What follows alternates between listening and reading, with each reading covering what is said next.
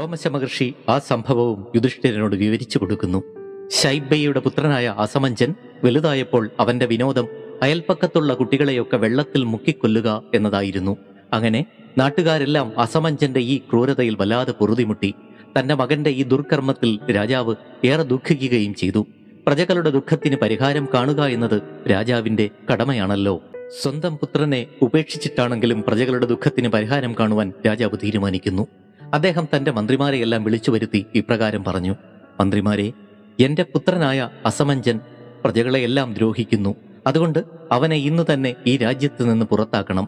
അങ്ങനെ രാജാവിന്റെ നിർദ്ദേശമനുസരിച്ച് അസമഞ്ജനെ നാടുകടത്തുകയും ചെയ്തു. അസമഞ്ജന്റെ പുത്രനായ അംശുമാൻ പിതാമഹന്റെ ഒപ്പം താമസിക്കുകയും ചെയ്തു.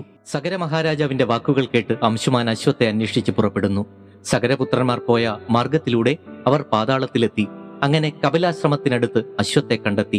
ഉടനെ അംശുമാൻ കപില മഹർഷിയുടെ അടുത്ത് ചെന്ന് നമസ്കരിച്ച് താൻ വന്ന കാര്യം എന്താണെന്ന് അദ്ദേഹത്തെ അറിയിച്ചു. സന്തുഷ്ടനായ കപിലൻ അശ്വത്തെ കൊണ്ടുപോയി യാഗം പൂർത്തിയാക്കുവാൻ ഉദ്ദേശിച്ചു. പിന്നീട് അംശുമാൻ തന്റെ പിതാക്കന്മാർക്കും മറ്റും സ്വർഗഗതി കിട്ടുവാനുള്ള വരവും അപേക്ഷിച്ചു. മഹാ തേജസ്വിയും മുനിയുമായ കപിലൻ ഇപ്രകാരം പറഞ്ഞു: ക്ഷമയും ധർമ്മവും സത്യവും നിന്നിൽ പ്രകാശിക്കട്ടെ. നിന്റെ പ്രഭാവത്താൽ തന്നെ സഗരപുത്രന്മാർക്ക് സ്വർഗം ലഭിക്കും. എന്റെ കോപാഗ്നിയിൽ അവർ വെന്തു വെണ്ണീറായി തീർന്നു. നിന്റെ പൗത്രന്മാർ മഹേശ്വരന്റെ അനുഗ്രഹം കൊണ്ട് ഗംഗയെ സ്വർഗത്തിൽ നിന്നും കൊണ്ടുവന്ന് അവരെ പരിശുദ്ധരാക്കുന്നതാണ്.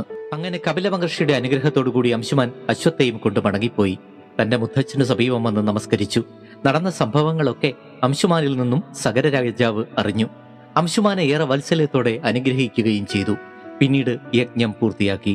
കുറെ കാലം കൂടി രാജ്യം ഭരിച്ചതിനു ശേഷം അംശുമാനെ രാജാവാക്കിയതിനു ശേഷം രാജാവ് തപസ് ചെയ്യുവാൻ വനത്തിലേക്ക് പോവുകയും ചെയ്തു. അംശുമാന്റെ പുത്രനാണ് ധർമ്മിഷ്ഠനായ ദിലീപൻ. അംശുമാന് ശേഷം ദിലീപൻ രാജാവായി. അദ്ദേഹം അച്ഛനിൽ നിന്നും സഗരപുത്രന്മാരെ പറ്റി കേട്ടിരുന്നു. അവർക്ക് ഗതി നൽകുവാനായി ഗംഗയെ ഭൂമിയിൽ കൊണ്ടുവരുവാൻ പല വിധത്തിലും ശ്രമിച്ചുവെങ്കിലും സാധിച്ചില്ല. ദിലീപന്റെ പുത്രനായ ഭഗീരഥനാണ് ദിലീപനു ശേഷം രാജാവായത്.